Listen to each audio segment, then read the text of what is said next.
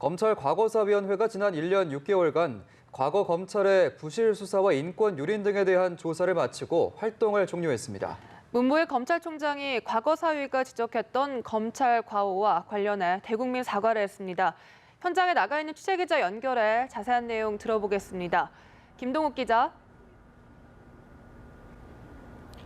네, 문무일 검찰총장은 오늘 기자간담회를 열고 검찰의 과거 부실 수사와 인권 침해에 대해 사과했습니다. 문 총장은 법무부 산하 검찰 과거사위원회의 조사 결과를 무겁게 받아들인다며 늦었지만 이제라도 고통을 당한 피해자분들과 그 가족분들께 머리 숙여 진심으로 사과드린다고 말했습니다. 국민 기본권 보호의 책무를 소홀히 했거나 정치적 사건에서 중립성을 엄격히 지켜내지 못한 점도 반성했습니다. 또 국민적 의혹이 제기된 사건의 진상을 철저히 규명하지 못해 사법적 판단이 끝난 후에도 논란이 지속되도록 한 것과 관련해서도 무거운 책임을 느낀다고 말했습니다. 재발 방지책 마련도 약속했는데요. 문 총장은 과거의 잘못을 교훈 삼아 향후 검찰이 권한이 남용하거나 정치적 중립성과 수사 공정성이 훼손되지 않도록 제도와 절차를 개선해 나가겠다고 밝혔습니다. 네, 문무일 총장이 앞서 과거사의 권고에 따라서 개별 사건에도 사과를 해왔는데 아직 사과하지 않은 사건들도 있습니까?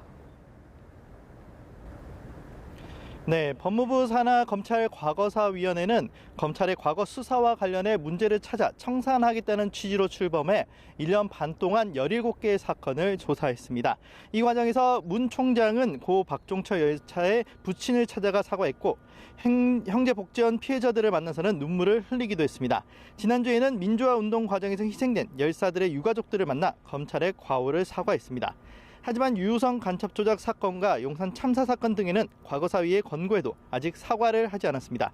특히 용산 참사 수사팀이 조사 내용 중 일부는 허위 공문서 수준이라며 강하게 반발하고 있어 부담으로 작용한 것으로 보입니다. 문무일 총장의 임기가 이제 한 달 남았는데요. 과거사 사과가 마지막 행보가 되겠네요.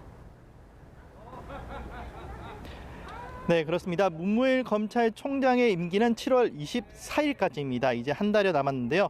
이에 따라 과거사 사과는 문 총장의 마지막 행보가 될 것으로 보입니다. 차기 총장 취임을 앞두고 검찰 과거사에 관한 반성을 본인이 직접 매듭 짓겠다는 의지로 풀이되는데요.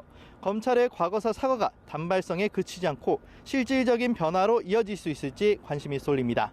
지금까지 대검찰청에서 연합뉴스TV 김동욱입니다.